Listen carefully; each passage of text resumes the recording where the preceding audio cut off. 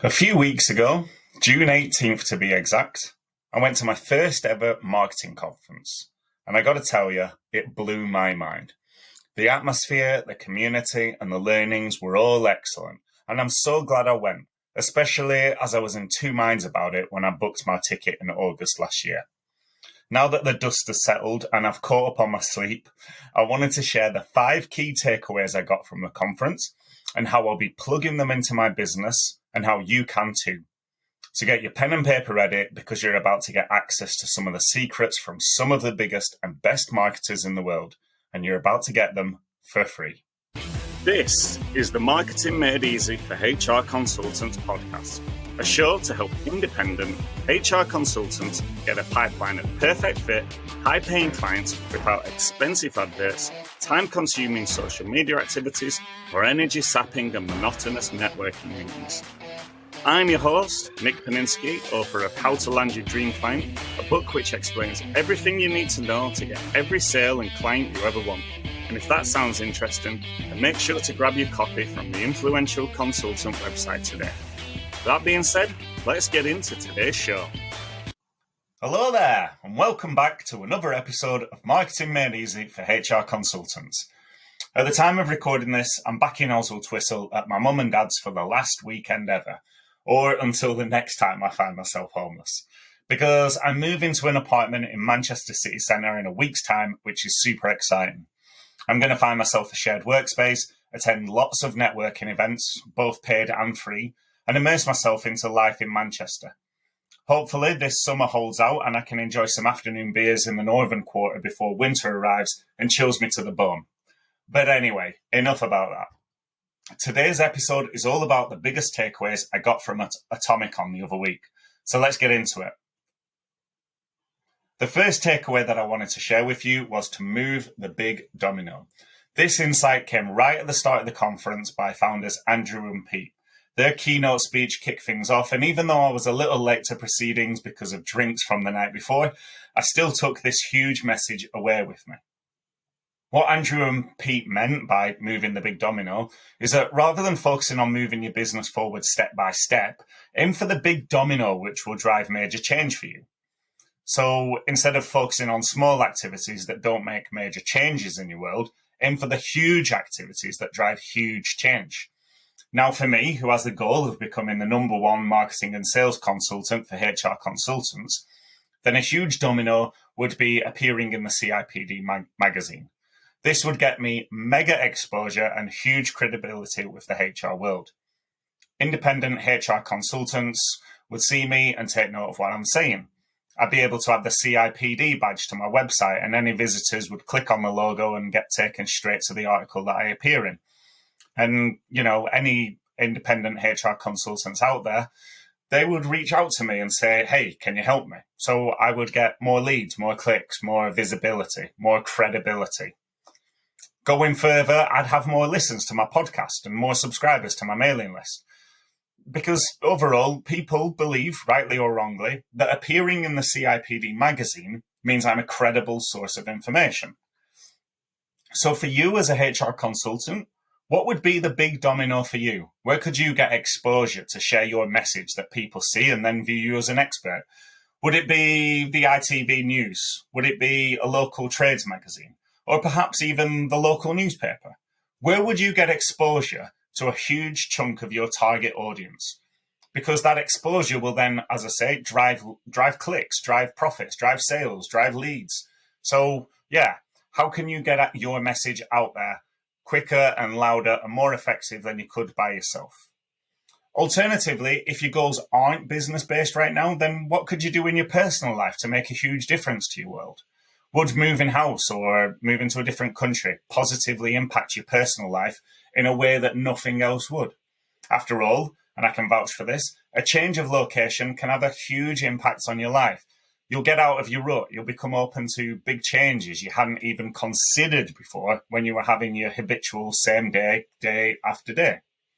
So press pause and take 5 minutes right now to have a think about what changes you could make today, this week, or this month, and then get to work on those changes. Sometimes you don't need to go step by step. Sometimes you just need to identify the big domino and then knock it over.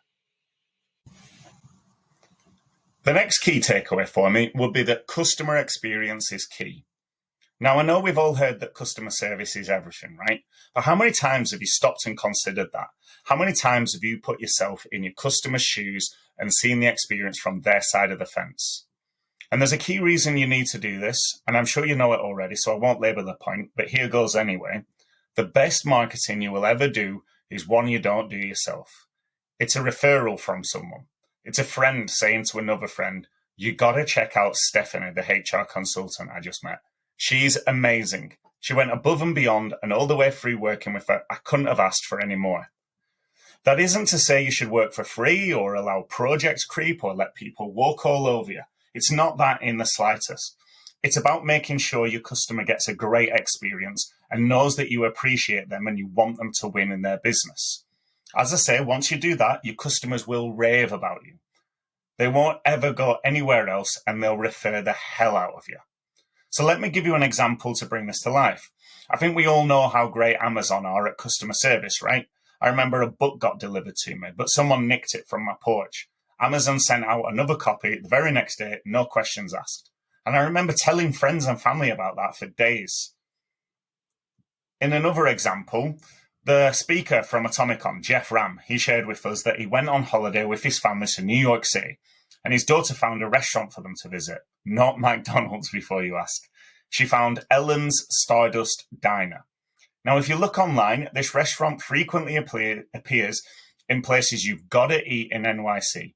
It's got a TripAdvisor's Traveler's Choice Award. It's been open since 1987, and it's frequently got queues around the block for a table. And you know what? The food is average. Well, slightly above average, that's harsh. But you'll see on reviews that the food quite frequently gets written up as hit or miss. So why is this restaurant so popular? It's the customer experience. From the moment you set foot in the door, the team do everything possible to ensure you have the best eating out experience of your life. They sing to you, they have fun, and they get everybody involved. All in all, the customer experience ensures that everyone has a great time. Now, obviously, you don't run a restaurant in New York City, and you're not the world's biggest marketplace like Amazon. You can't sing to your clients, and you can't keep sending them books if they lose it in their porches. But what can you do? Because, you know, for Amazon, they've become the biggest supermarket in the world, and the Stardust Diner, they've survived and thrived for over 30 years as a restaurant in NYC, and that's not an easy task. But they've both managed it by ensuring the customer has the best experience of their life. So here are some bits and pieces that you can pick up on immediately for your HR consultancy.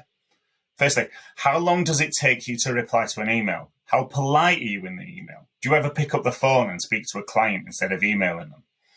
In terms of some deeper bits and pieces of the customer experience, what does your website look like? What does your LinkedIn profile look like? What do your invoices look like? All these touch points are an opportunity for you to give your customer, your clients, the best experience of their life, for them to say working with you was the best thing they ever did. Now, I know I've got a lot of work to do in this regard. There are some bits I'm good at and others that I'm not so good at. And I'm getting to work with improving this in the background. And now that I've shared this with you, hopefully you'll consider doing this too, because, you know, it's imperative. It's the simplest way of marketing yourself. So hopefully you will go away and analyze every customer touch point in your business and make sure they all leave your client thinking, yeah, that was awesome. Especially for you, because when you're competing with the hundreds of other HR consultants out there, you need to make sure you're doing something special. And if you're giving the clients the best experience of their life, they'll have a wonderful experience and they will talk about it. So other than the examples I've just shared and reviewing all your customer touch points, what else could you do? Well, here's an exercise for you. Rate yourself out of 10 in terms of customer experience. What would you rate yourself as? 6, 7, something like that, right? But you need to be a 10. And obviously I've shared some tips with you earlier, but here are some more. Firstly, imagine Brad Pitt gets in touch and asks for your help. What experience are you giving to Brad Pitt? Because whatever experience that would be, that needs to be the experience you give to all your clients. So map out every touch point, amend your email tone and your content, and go above and beyond and give every single one of your clients the Brad Pitt experience. Secondly, and I've talked about this before, Ask your clients and customers to rate your performance with them out of 10, and then ask them what you could do to change it into a 10 or an 11. And then do it within reason. Obviously, you don't want to break the law or get pushed around, but if there's a gap between where you are and where you could be, then there's only you that can fill it, right? Overall, it's imperative that you give your customers and clients the best experience they could possibly have with you, because once you do that, your marketing will do itself. Third insight I got from Atomicon that I'd like to share with you is to make it easy for people to understand why they should choose to work with you. Now, I don't mean anything like copywriting, branding, design, or anything along those lines. Those elements are more along the lines of making people want to work with you. They're more about marketing. What I'm talking about is sharing key information that helps your audience choose to work with you. Again, this was something I was slightly aware of without being aware of it, if that makes sense. Most of this is common sense, and then other bits and pieces I saw before, but I just never got around to doing it for myself. And now that it's been brought to my attention, I haven't got any excuse but to take action. And this is important because if you don't have these relevant pieces of information that make it easy for your audience to know they should work with you, then you're damaging your ability to get leads, clients, sales, and profits. So in terms of what this looks like, check out your website and your LinkedIn profile. Do you have a how it works section? So people understand the process they're going to go through when working with you. This removes a lot of doubt people have about potentially working with you, because if they understand what's going to happen, they can see that clear path of, what's going to happen, when and how. And people like to have that visibility as it gives them a reassurance. It helps them trust. The next thing to consider is, do you have relevant sections on your offers so people can self-select into or out of your offers?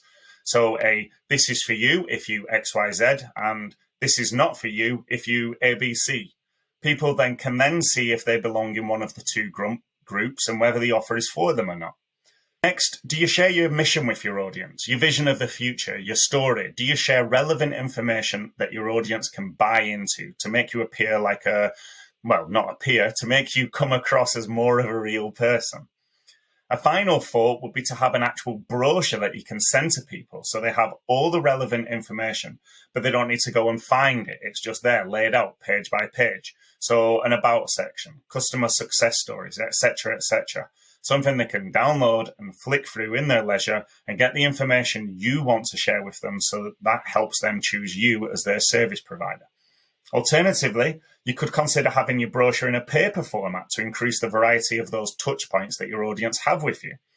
Having a variety of touch points help people to feel like they know you better than they actually do.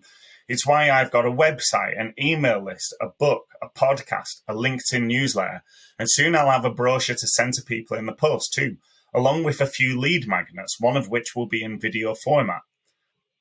As I say, there are loads of tweaks that I know I need to make, and hopefully there are bits and pieces that are making you think, oh, that'd be useful, or, oh, I could do with that, or, oh, that's a great idea. And whether you've had that insight because of one of the specific examples that I've shared, or something completely different has sprung to mind for you, hopefully you've realized that there's a whole raft of information that you can share with someone to help them decide that you are the HR consultant for them.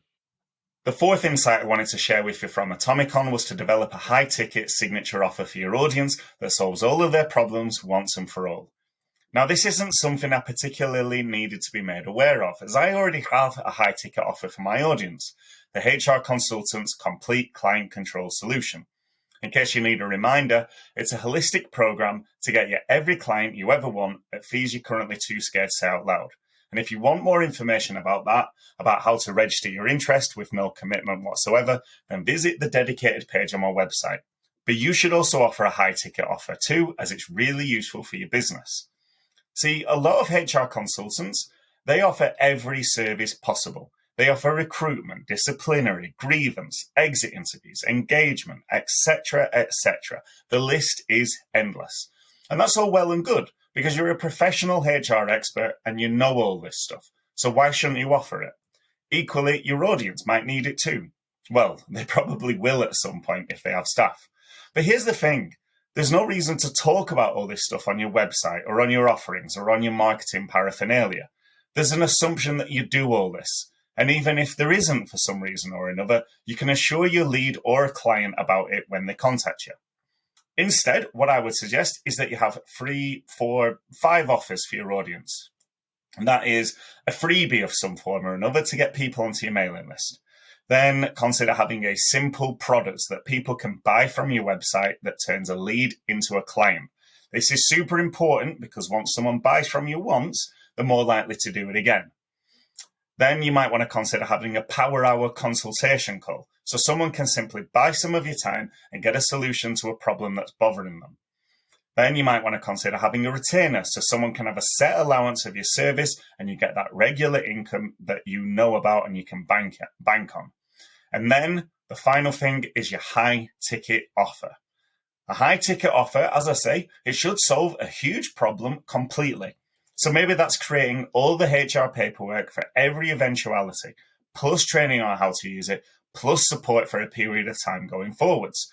Or maybe it's something more like an engagement survey with regular pulse surveys and then help to implement the learnings.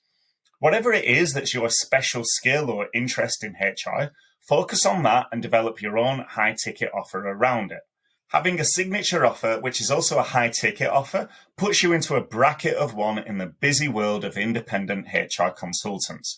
So instead of being in a row of terraced houses where you all look exactly the same, you're going to be in a mansion where people are like, wow, look at that house. Look at that independent HR consultant. They're different from the rest. I get what they offer. And this can really get you a huge boost to your income levels too. Now, I haven't done a podcast on high ticket offers before, but I've mentioned it here or there. So hopefully this isn't new news to you. And going forwards, I'll get a podcast or two out to talk about the various offers you can have and how to sell them. So keep your eyes peeled for the podcast that I'll record about it. Alternatively, check out the HR Consultant's complete client control solution, because we'll develop all these offers and more so no one ever clicks off your website because they're overwhelmed with choice, or they look at your website and just see another HR consultant that's exactly the same as every other HR consultant. Kind of like that row of terraced houses that I was talking about. Either way, whether you want to wait for the podcast episodes or you want to check out my signature offer, hopefully this has lit a little spark in your brain and you're thinking, yeah, a high ticket offer, a signature offer, that would be a great idea actually. Having something specific, bespoke and extremely valuable for my audience, which I can charge big bucks for. That's a great thing to have in my bag. The final insight I wanted to share with you from Atomicon was that going to events like this, where you can learn about your craft and meet people who do what you do, is invaluable.